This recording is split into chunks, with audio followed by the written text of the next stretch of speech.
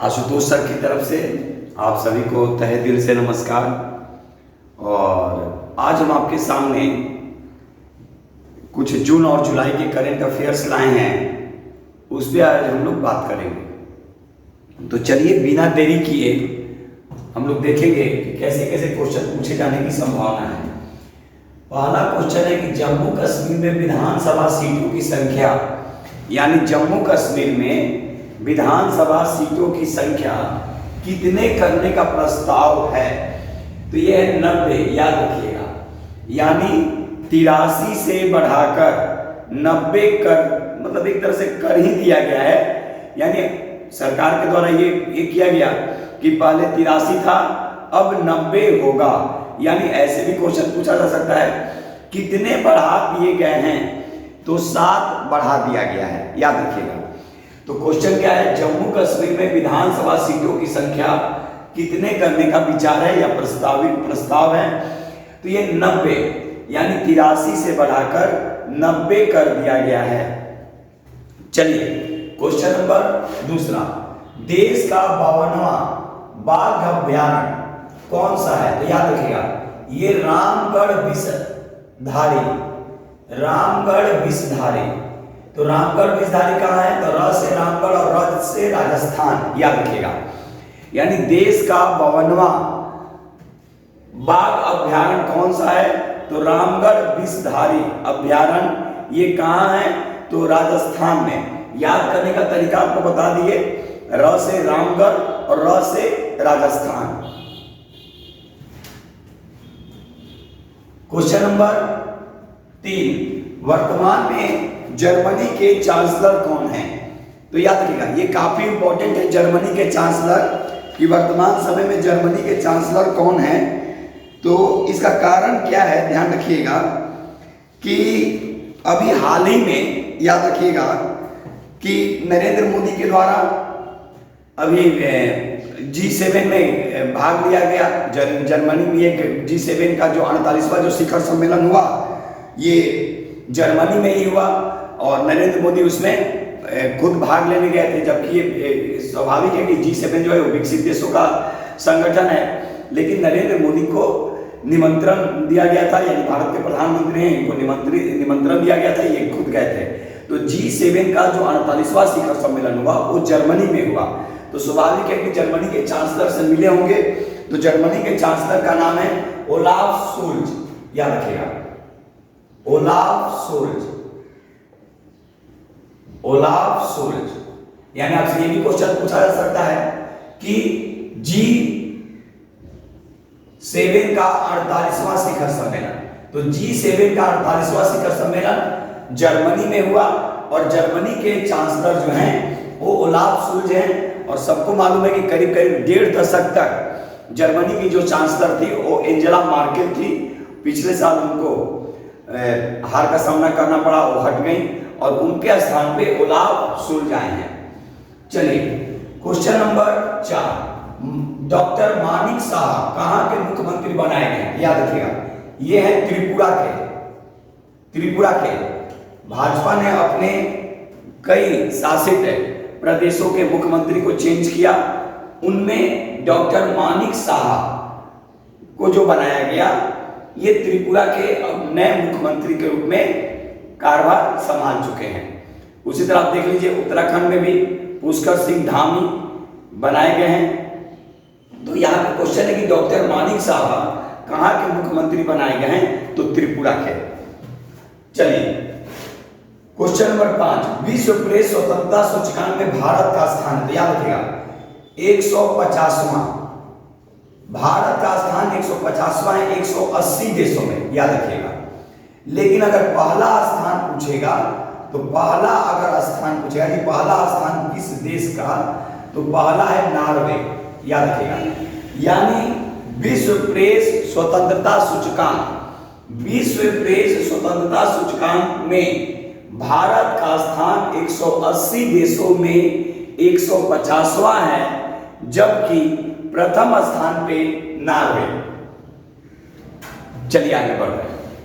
Quad शिखर सम्मेलन 2022 कहां संपन्न हुआ, काफी इंपॉर्टेंट है। तो ये टोक्यो में संपन्न हुआ। आपसे ये भी क्वेश्चन पूछा जा सकता है कि क्वाड में कौन कौन से देश हैं। तो क्वाड में आपको याद रखना है भारत, अमेरिका, जापान और ऑस्ट्रेलिया। एक और आपसे क्वेश्चन यहाँ पे पूछा जा सकता है, ये तो क्वाड की बात हो गई कि क्वाड में कौन कौन से देश हैं। तो हम आपको बता दिए भारत, अमेरिका, जापान और ऑस्ट्रेलिया। तो इस बार क्वाड का 2022 में जो सम्मेलन हुआ ये टोक्यो में हुआ, टोक्यो यानी जापान। लेकिन एक आपसे क्वेश्चन पूछा जाएगा कि ऑकस में कौन कौन से देश हैं। याद रखिएगा ऑकस आपसे पूछा जा सकता है, AUKUS ऑकस। तो देखेंगे ऑकस में जो देश है ये ए से ऑस्ट्रेलिया, यूके से यूनाइटेड किंगडम और यूएस से यूनाइटेड स्टेट ऑफ अमेरिका। तो आप ऐसे भी याद कर सकते हैं ऑस्ट्रेलिया, ब्रिटेन और संयुक्त राज्य अमेरिका। तो ऑकस में 3, क्वाड में 4। ये काफी इंपॉर्टेंट है, आप अपने याद रखेंगे। निधि, नेक्स्ट क्वेश्चन, निधि छिब्बर याद रखिएगा, निधि छिब्बर चेयरपर्सन बनाई गई है, काफी इंपॉर्टेंट है। तो सीबीएसई की नई चेयरपर्सन जो बनाई गई हैं वो निधि छिब्बर को बनाया गया है। क्वेश्चन नंबर 8, भारत के मुख्य चुनाव आयुक्त बनाए गए। तो देखेंगे राजीव कुमार, काफी इंपॉर्टेंट क्वेश्चन है। Rajiv Kumar chief election commission जो है, चीफ इलेक्शन कमिश्नर जो है वो बनाए गए हैं राजीव कुमार को। क्वेश्चन नंबर 9, बोरिस बेकर का संबंध है। देखिए काफी इंपॉर्टेंट है, ये पूर्व टेनिस खिलाड़ी, जर्मनी के पूर्व टेनिस खिलाड़ी। और याद रखिएगा अभी इनके खिलाफ कार्रवाई हुई है, केस चल रहा है, ठीक है। आरोपी इनको ये किया गया है, तो आरोप इन पे लगे हैं जिसके कारण से ये अभी चर्चा के विषय बने हुए हैं। तो बोरिस बेकर का संबंध किस खेल से है? तो ये पूर्व टेनिस खिलाड़ी हैं, थे जर्मनी के। चलिए क्वेश्चन नंबर 10, दिल्ली के नए उपराज्यपाल बनाए गए हैं। तो दिल्ली के नए उपराज्यपाल बनाए गए हैं विनय कुमार सक्सेना, विनय कुमार सक्सेना। ये सब काफी इंपॉर्टेंट क्वेश्चन है, आप लोग अपने दिमाग में एकदम बैठा लीजिएगा और लिखेंगे जरूर। यानी दिल्ली के नए उपराज्यपाल जो बनाए गए हैं ये विनय कुमार सक्सेना को बनाया गया है, याद रखिएगा। यानी विनय कुमार सक्सेना दिल्ली के नए उपराज्यपाल बनाए गए हैं। चलिए नेक्स्ट क्वेश्चन है, ध्यान रखिएगा काफी इंपॉर्टेंट है और इसमें 2-3 क्वेश्चन है, 2-3 क्वेश्चन है। लेकिन हम एक क्वेश्चन को इसमें लिए हैं, जैसे लोक लेखा समिति, आपको ही मालूम है कि लोक लेखा समिति में विपक्ष के कोई भी नेता के सदस्य को अध्यक्ष बनाया जाता है। तो अभी अधीर रंजन चौधरी हैं लोक लेखा समिति के। उसी तरह आपसे यहाँ पे पूछेगा कि प्राक्कलन समिति, तो प्राक्कलन समिति के जो अध्यक्ष बनाए हैं गिरीश बापट, याद रखिएगा गिरीश बापट को प्राक्कलन समिति का अध्यक्ष बनाया गया है। अब इसमें एक और क्वेश्चन आपसे पूछेगा, सबसे बड़ी समिति कौन? तो सबसे बड़ी समिति प्राक्कलन समिति। कैसे? इसमें सिर्फ और सिर्फ लोकसभा के 30 सदस्य होते हैं, जबकि लोक लेखा समिति में 15 जो होते हैं वो लोकसभा के होते हैं और 7 जो होते हैं वो राज्यसभा के होते हैं। लेकिन प्राक्कलन समिति में राज्यसभा के एक भी सदस्य नहीं होते हैं, यानी जो भी होते हैं वो लोकसभा के सदस्य नहीं होते हैं। तो यहाँ पे करंट अफेयर के साथ साथ आप उसको भी आप देख लीजिए कि आपसे क्वेश्चन पूछा जा सकता है कि सबसे बड़ी समिति कौन? तो प्राक्कलन समिति में जो भी सदस्य होते हैं वो सिर्फ और सिर्फ लोकसभा के होते हैं, राज्यसभा के नहीं होते हैं। और इनमें सदस्यों की संख्या जो होती है वो 30 होती है और वर्तमान समय में इसके जो अध्यक्ष हैं गिरीश बापट हैं।